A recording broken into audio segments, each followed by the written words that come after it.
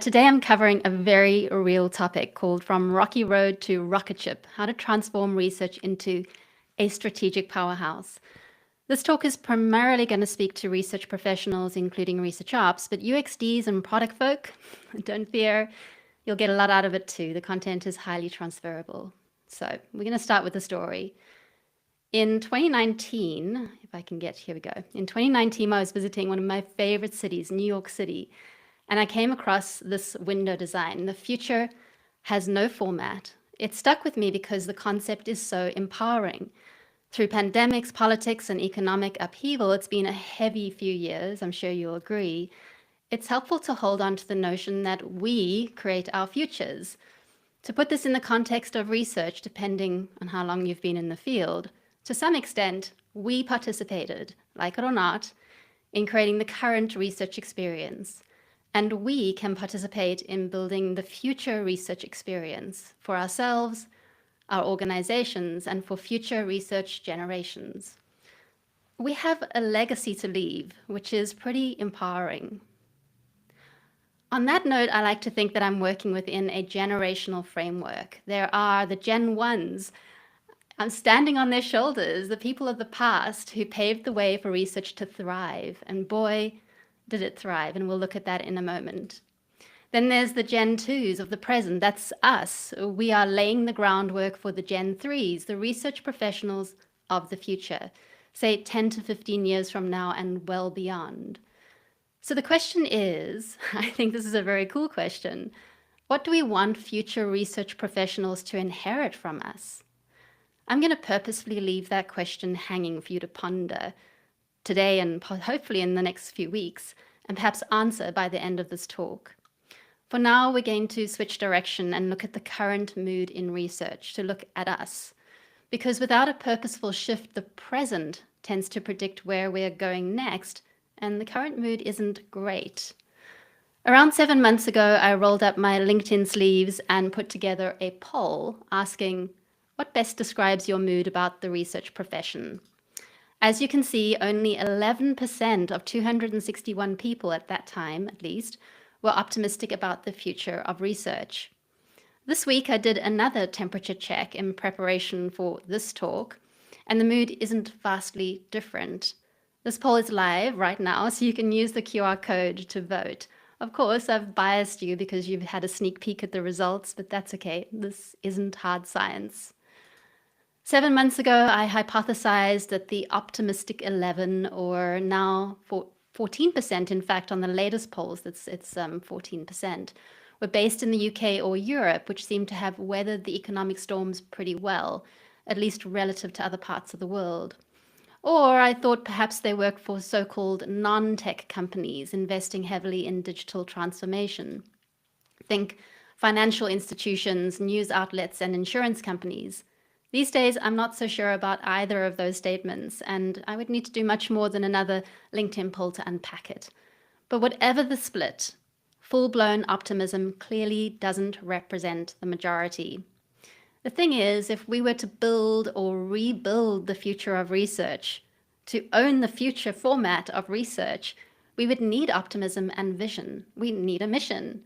We need a clear set of rules or way of operating to reset our direction and build on what we already have.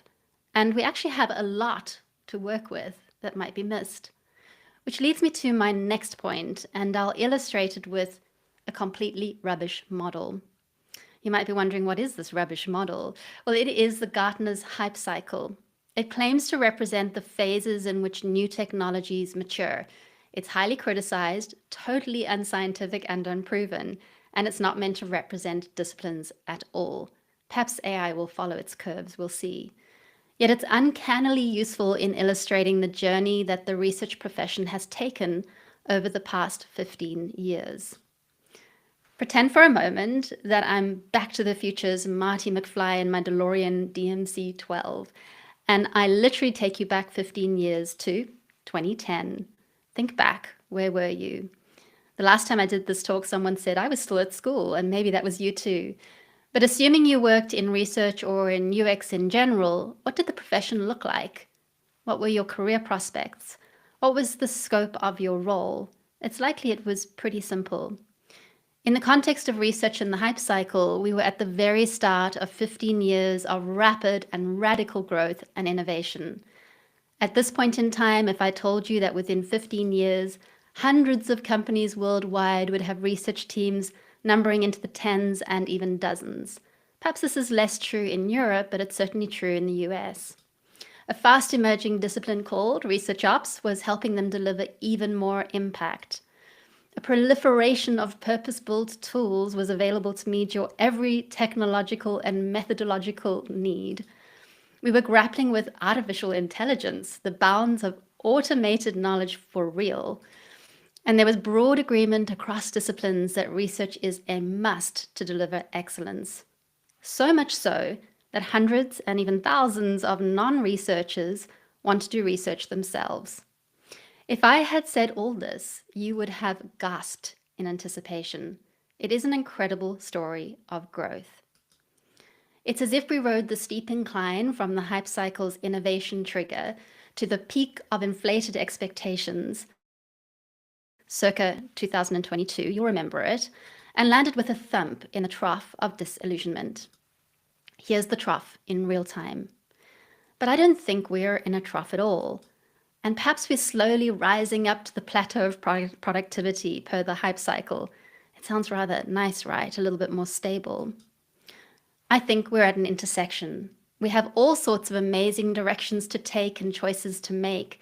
I believe we can transform research into a strategic powerhouse, leave a legacy we can be proud of, and have a whole lot of fun along the way. But to do this, we need to take a much more strategic approach to delivering research in-house. Which brings me on to the 3 key points I want to cover today. First, a research team must deliver measurable value to the business to scale.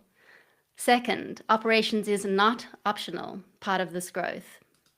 Third, far too few research teams are working strategically, and that has to change. I realize there's a whole lot of business jargon in there that I'll unpack as we go. Hopefully not you're rolling your eyes at me. So first things first, let's talk about measurable value. In May 2023, Judd Anton published a seminal blog post, which I'm sure have read, called The UX Research Reckoning is Here. In it, he said, when companies lay off workers, they're making a statement about business value, and I couldn't agree more. Research has a value proposition problem. Now, companies worldwide are convinced that they need research. Countless people are doing research, and res tech vendors are still selling their wares. They're just not convinced they need researchers to do research. Now, we can argue that reliable research takes time and must be done properly by someone with the right skills. And I think that's true most of the time, but that pitch hasn't worked so far. So, as researchers, it's our job to see through other people's eyes. Let's look at this problem through the eyes of the business executives and the number crunchers, and this is where things get really interesting. Researchers and doing research is expensive, especially if you believe that other expensive people can and should be doing the work as part of their job. It's not unusual for a research team to cost millions of dollars, which is a figure that will show up like a sore thumb on the corporate general ledger. A balance sheet where money is being spent across an organization. I need a breath. I'm racing through this. And an asset that we scrutinize when times get tough. So let's put real numbers to this equation. According to User Interview's 2024 UX salary report in the US, UX research salaries can range from $113,000 to $225,000 US per year, depending on seniority and role, including bonuses, but excluding equity. This means that a 12-person research team with, say, an average of salary of US $150K per researcher would cost $2 million per year. I realize that many of you may be in Europe, but the point remains. Salaries also aren't the only cost of doing research. Tools and vendors are needed to keep the wheels turning, and this can cost anything from $100,000 US to several $1 million per year. Again, if you're in Europe or the UK, change that into euros and pounds. Now, most research ops professionals manage a budget of at least 500,000, so let's assume that. And then there's the standard uh, office equipment and leave and all sorts of things that need to be piled on to a salary, and that can bring it up to 2 to 3 times the amount of the salary. So that becomes a further $4 million for the whole team. This means that the total cost to the organization of having a 12-person research team is around $6.5 million a year, as a back of napkin kind of calculation.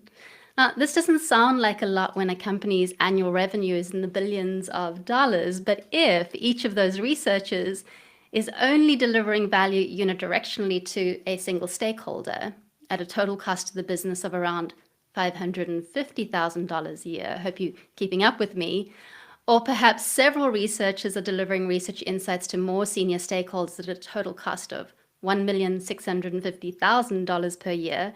Thankfully, I'm not doing this mathematics live. And when the stakeholder loves your work and high fives you, but then it disappears into thin air, or it's stuck in the heads of stakeholders in disconnected systems, well, then it can be tricky, if not impossible, for executives or leaders at any level to articulate the value exchange for money spent on research. And we're talking about a fair bit of money. It's like the research is vaporware, even if it was fantastic and rigorous and all the best stuff.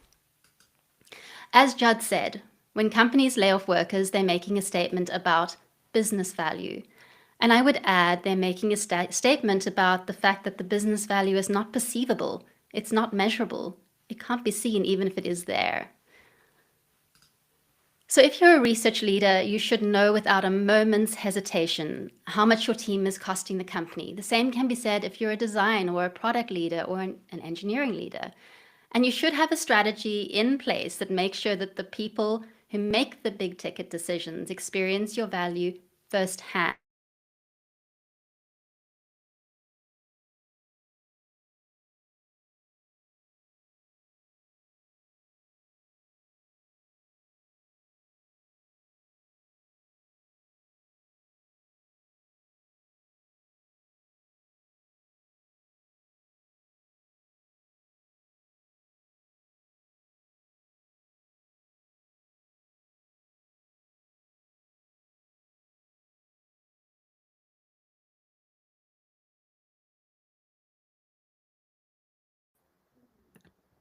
It looks like Kate's stream has stopped. We'll just give it a few more minutes to see if Kate will come back online.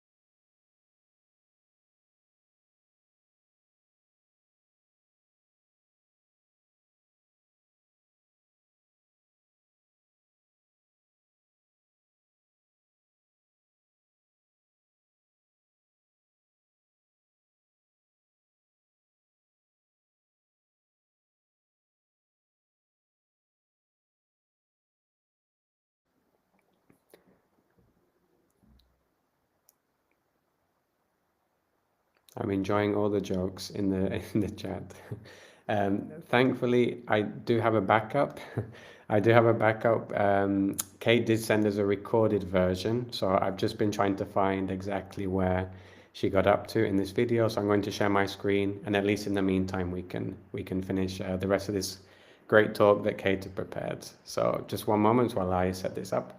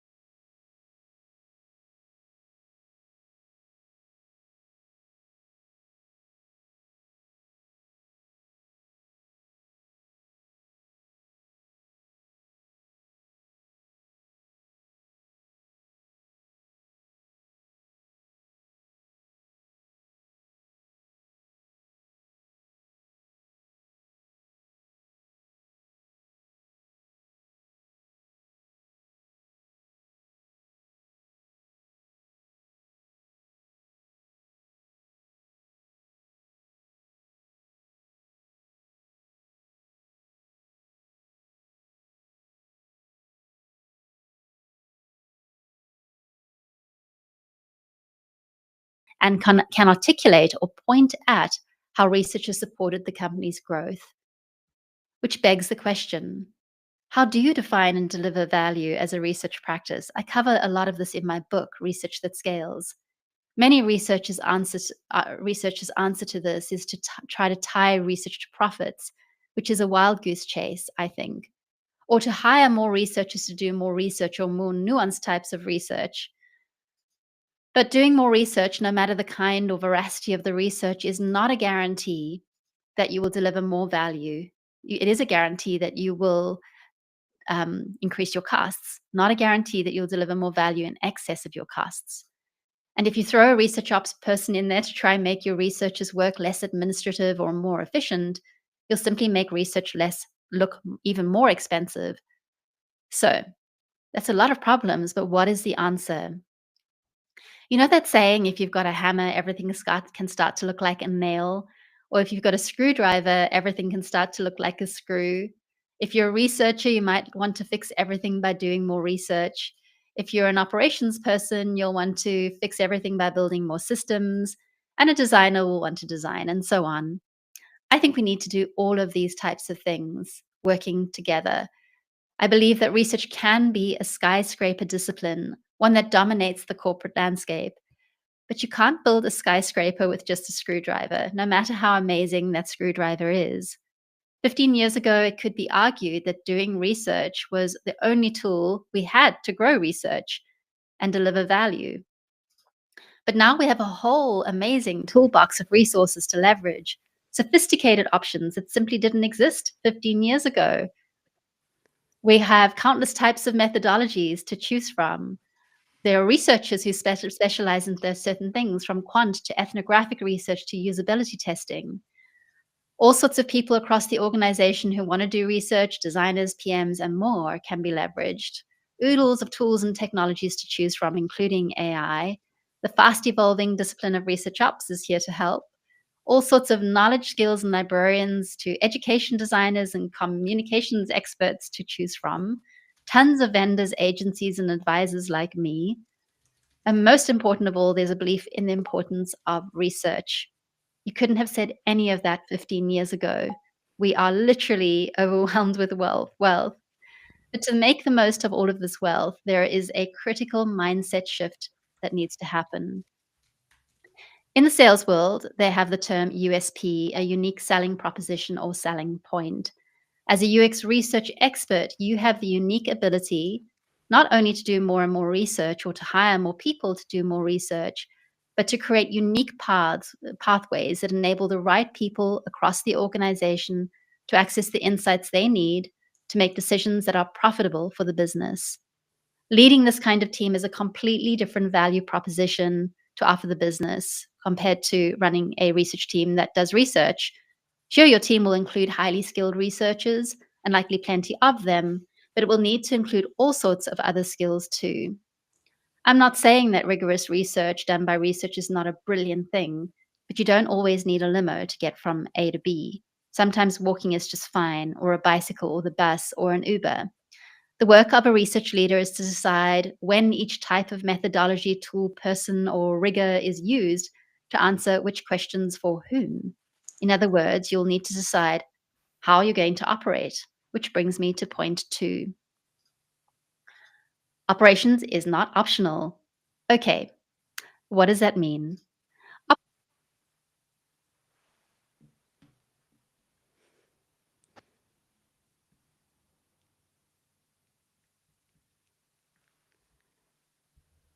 Sorry, Kate, I didn't see you were back because I was sharing on my That's screen. Sorry. So am I going Okay, to dive back in? if you want to, yes. Let me get back to, I don't know where I Sure. was. My internet never goes down. It's amazing. No problem. Okay. I'm going to have to just reboot the deck because it's lost all its images. But that'll take me a moment to do. Yeah, no problem. Present to view.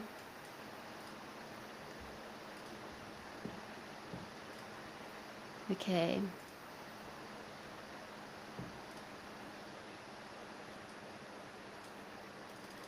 Okay, I need to get back to where I was. This is going to be a real mess for everybody. No problem, no problem. Okay. I think, so that was at the limo, but they haven't really gotten. Where should I start from? Where you feel comfortable. So I think, let me check where we were. Johnny says lesson 2. I don't know. Lesson 2. Okay, cool. Let's start from lesson 2. Let's do it then. Thanks, Johnny. Thanks, Johnny. Okay, I'm back. This is Sydney internet at 8 o'clock at night. My gosh, okay. And I had so much to get in. Right, we're going to get moving. This is lesson number 2. So, operations is not optional. That's where We can't see your screen, just can't in see case. you're kidding me. What's there? Hold on. Okay. Can't see the screen. You will see it soon. Okay, now we should have my screen. That's all good. Brilliant. Yes, hearts. Thank you, everybody, for being so forgiving. Okay, so lesson number 2, operations is not optional. Operations, the word, has lots of unnecessary baggage around it, so it's worth unpacking what it means. The unfortunate thing about the rise of research ops is that operations is now seen as a thing you buy, like a headcount you get. It's seen as a noun. But ops is not a noun. It's not a person or a role that you buy or procure or get headcount for. It is, in fact, a verb. It's a doing, a being, to sound momentarily Buddhist, which is amazing considering the last few moments. Let me drive this point home. If your team is doing stuff, it is already operating, perhaps just not as effectively as it could. How you operate defines how your team delivers business value, how much money it spends, and how much value it delivers, or doesn't deliver, is sometimes the case. Defining how the team delivers value is at the heart of good business management and good research management too, and good strategy, a word we'll get into in a moment. But few leaders are doing this crucial work, and I've done a lot of research on this, which requires tackling another crucial and misunderstood word, that word, strategy. Now, I can't unpack this word in 10 minutes, but I can give you this. In an ideal world, you have an innovative and strategic research leader. You can replace researcher with product design, engineer, etc. This is just good business sense. And an equally innovative and strategic research operations leader. Again, replace design if you're in design, or product if you're in product. The research leader should outline how the organization should be structured and the assets it should leverage to deliver value to the organization where it matters most. This is your research strategy. The research ops leader should outline how operations will bring that research strategy to life in ways that are integrated, sustainable, scalable, and achieve the goal, delivering value to the business via the strategy. This is your operations strategy, and the two should work in total harmony because you can't set out effective operations if you don't know what to operationalize, and you can't make your research strategy a reality if you don't make it operable. Now, perhaps some of you are thinking, but we're delivering operations without a research strategy, or we're delivering research without a research strategy. And perhaps you are. But without making explicit decisions about how you operate, you're relying on luck to deliver value, which has a high chance of failure, as we've seen. I call this way of operating knee-jerk operations. More often than not, I hear that an organization has hired a research ops professional who spends their time putting out fires for whoever shouts loudest, getting swept up by administrative whirlwinds that end up going nowhere because there's no clear sense of direction for what or who to prioritize or what to achieve. The same can be said of researchers who are working call and response to an untriaged list of research requests. This will sound quite extreme. You might be thinking, that's not us. But this way of operating can sneak in without you even knowing it. And it's expensive. So here's an example. This is very, very common, by the way. A research leader says, we have a participant recruitment problem. Let's build a panel.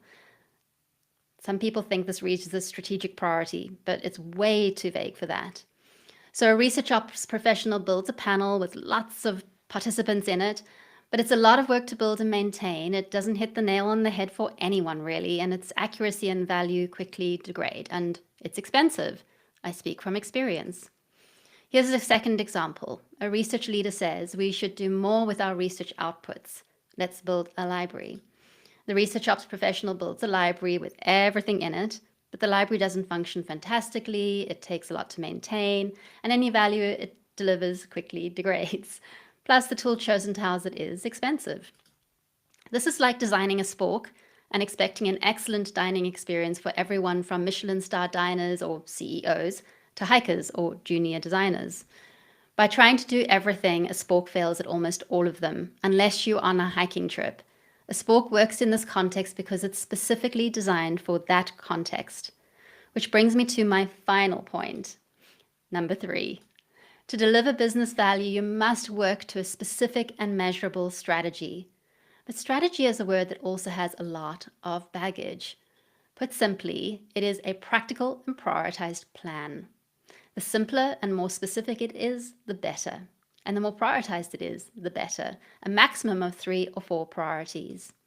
To use a stock market analogy, if you want to win, you need to place the right bets at the right time on the right stocks. So what does this look like in real life? Let's say you work for a media company called Streamly.